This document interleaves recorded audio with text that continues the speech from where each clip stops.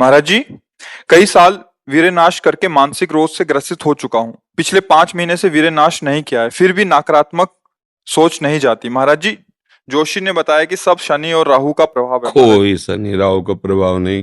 करो दुष्प्रवृत्तियां और शनि राहु को दोष दो, बेकार की बातें हैं। कोई किसी को सुख दुख नहीं देता, हमारे आचरण ही हमारे को दुख देते हैं, पक्की बात समझ लो।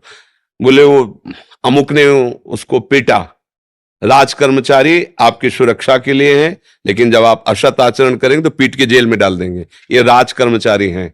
शुक्र, शनि, राहु, केत, ये सब राज कर्मचारी हैं। असद आचरण वालों को जलाते हैं, दंड देते हैं, और सदाचरण वालों को चाहे जिस नक्षत्र पे बैठे हो, चाहे ग्रह पर किसी भी बैठे हो, ये सदैव अनुकूल रहते हैं। ये भगवत पार्षदों को ऐसे वैसे नहीं है। करो अस्त मैथुन और शनि साढ़े चढ़ा हुआ है, इसलिए ऐसा होता है। बेवकूफी वाली बातें बच्चा है। अभी अवस्था है तुम्हारी वीरपात करने की।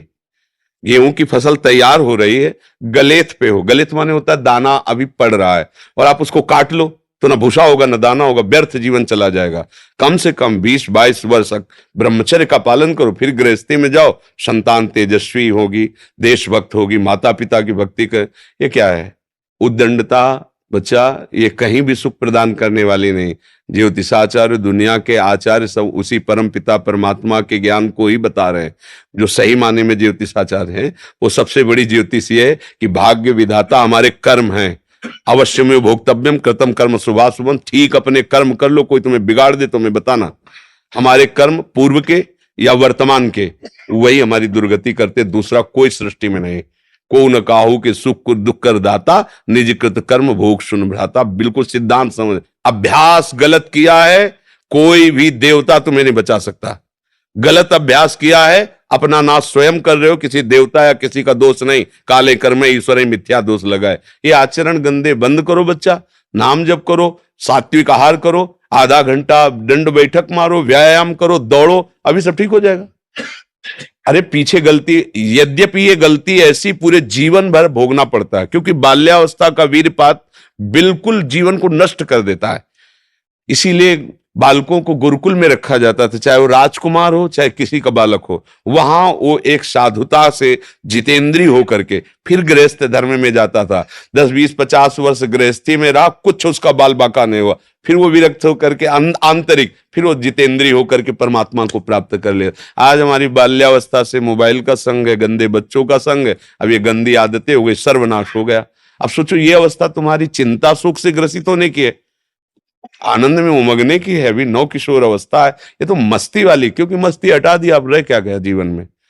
ये जो लोग समझते हैं ना कि जैसे खून निकलवा लो तो खून बन जाता है, बहुत गलत बात है। खून वो दान देना, वो महीने में वो बात एक अलग है, लेकिन सप्तम धातु वीर एक मन शुद्ध सात्विक पौष्टिक अन्न के बाद एक बार के लिए तैयार होता है।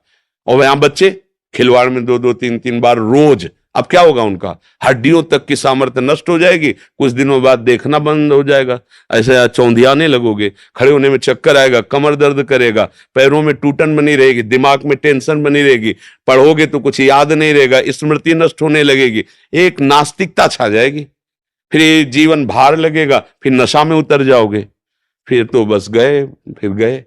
तो अब कौन मानता है संत महात्माओं की बातों को? समझाते हैं तो साधु महात्मा है तो अब अलग बात करते हैं। नहीं, हर बहन भाई को 20 वर्ष तक नियम पूर्वक ब्रह्मचर्य रहना चाहिए। ये जो व्यवहार चला है, अब क्या है कि कुछ भी बोलो तो जबान पे लोग अंकुश की, वो तो ऐसा बोल रहे।